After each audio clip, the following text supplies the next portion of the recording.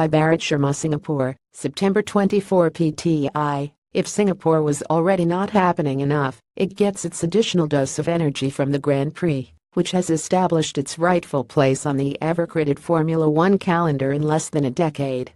The night race in this city-state has been the shining light in a decade in which a number of races did not see the light of the day despite promising a lot, most recently India and Korea.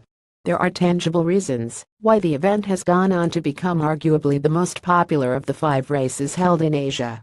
A street race taking place on an otherwise busy public roads of the city makes the event almost impossible for the locals and the tourists to ignore. From the taxi driver to the average office-goer, they all can't help talking about the race, also known as the Monaco of the East. Some love to discuss its positives, some find a few negatives. I don't think the race does anything substantial for Singapore. We live in a world-class city anyway. It is popular and will remain so irrespective of the race. In fact, the roads are shut during the week, causing inconvenience to the locals, said a cabbie ahead of the 10th Singapore Grand Prix that took place last week. However, taxi drivers like him are very much in the minority, with the entire city celebrating the Festival of Speed. And it is not just about cars careening around the street circuit in the backdrop of the island's spectacular skyline. A host of musical concerts and lifestyle events contribute significantly to the overall success of the Grand Prix. International artists like the Chainsmokers, Ariana Grande, Duran Duran were the headline acts this time, enthralling the large crowd as the drivers battled out in the rain-hit race. The hospitality area at the Marina Bay Street Circuit also adds to the uniqueness of the event. The organizers have created a high-end hospitality space for the rich and famous, who get to enjoy the race weekend with Michelin star chefs and restaurants at their service. The F1 Paddock Club in Singapore is entirely different to what you see in other venues.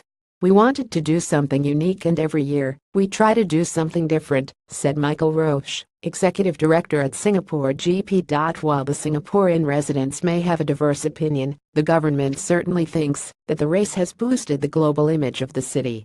Therefore, it was not a surprise when the race contract with Formula One was extended for another 4 years after due deliberation and lengthy negotiations. Formula One has proved to be a game changer for Singapore. It was always a safe city, tourist-friendly for the visitors, but was mainly seen as a family destination. That has changed in the last 10 years, GB Srither, Regional Director Samia at Singapore Tourism Board, told PTI.NOW. Singapore has a lot more to offer all demographics. You can come here, have a good time with family, friends. You can even come and explore the city on your own. And you can also do serious business, he added. The government sees substantial gains from the race, and that is why it will continue to fund 60% of the event cost, with the remaining coming from a private promoter. Besides the fans, the Formula One fraternity too likes to come here. It feels nice that you are racing in the heart of the city, much like Monaco. Most conventional circuits around the world are in the outskirts and you don't feel the pulse of the city there. But here you can feel the entire city is involved in the race. It is probably my favorite race in Asia, even more than Japan, though the track is one of the best besides the rich motorsport tradition there, said a team official. It is difficult to draw a parallel between Singapore and India, considering the race from 20,112,013 was fully funded by JP Group, and the government had little role to play in it.